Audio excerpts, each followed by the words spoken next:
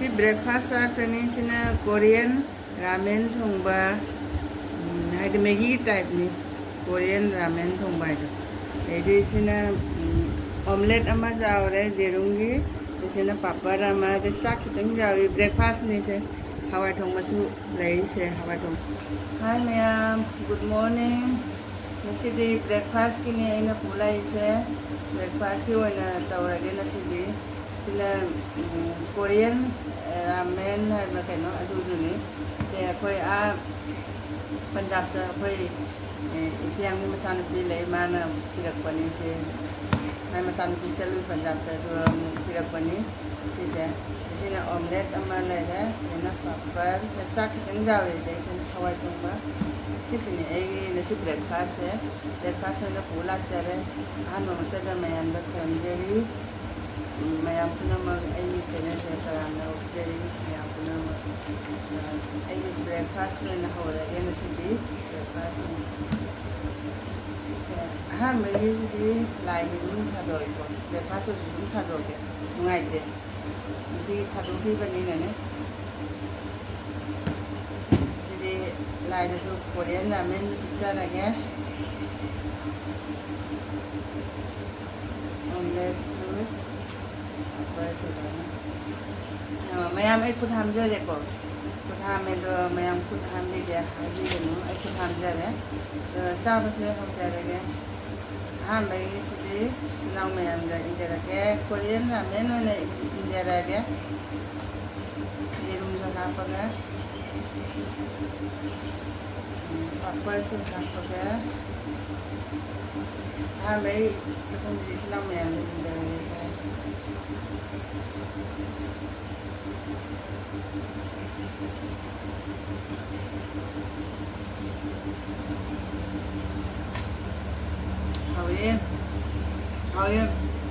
mua gam chai hay ba mona cái kỳ nó mua cái nó xem masala sẽ gam na hapau đời masala sẽ hapau cái năng hạt mua như gam chai hay ba được cái này thì ham mình đi cha vậy hậu đi jam hậu em về đúng cái hạt cái hậu cái này hậu ấy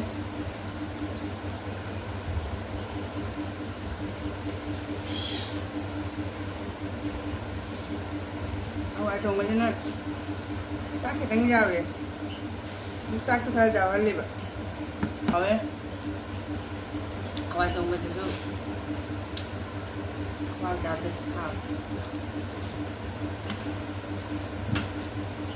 Apa? Jadi breakfast mana? Puja apa ni? Ina. Kamu mungkin breakfast tahu ke? Bisa ada.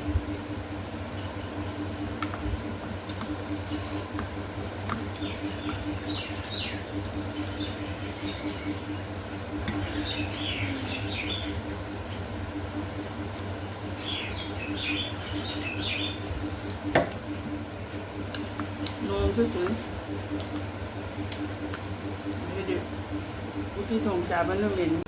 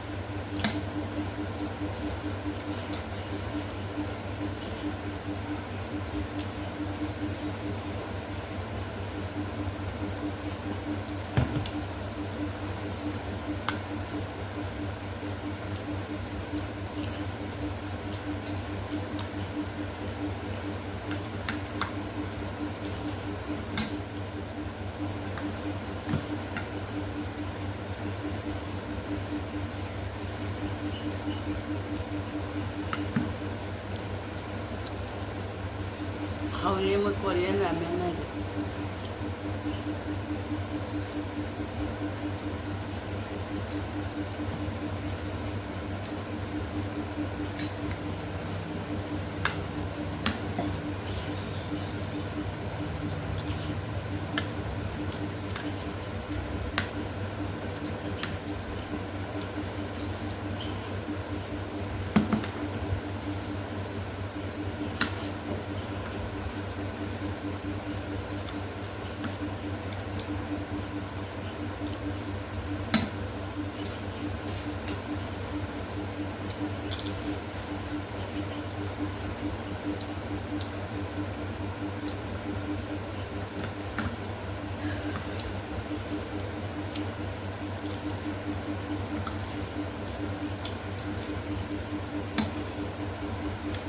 Nung dinagtulay, bali na. Kunya nga, jagalit eh. Lum sama.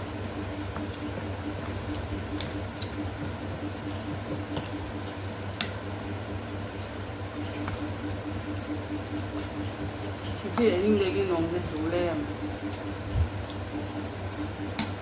Mga apa, pati nung tulay.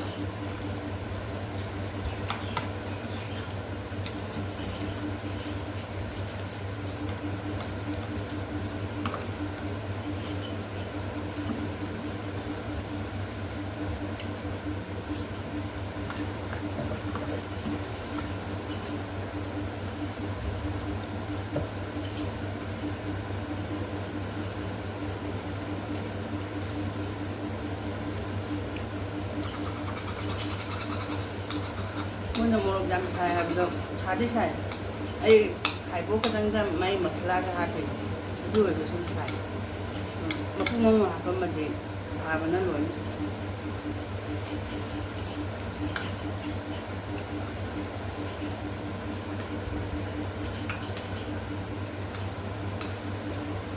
Mayam ay breakfast to balo jara aduna mayam matag ga losan jara ja.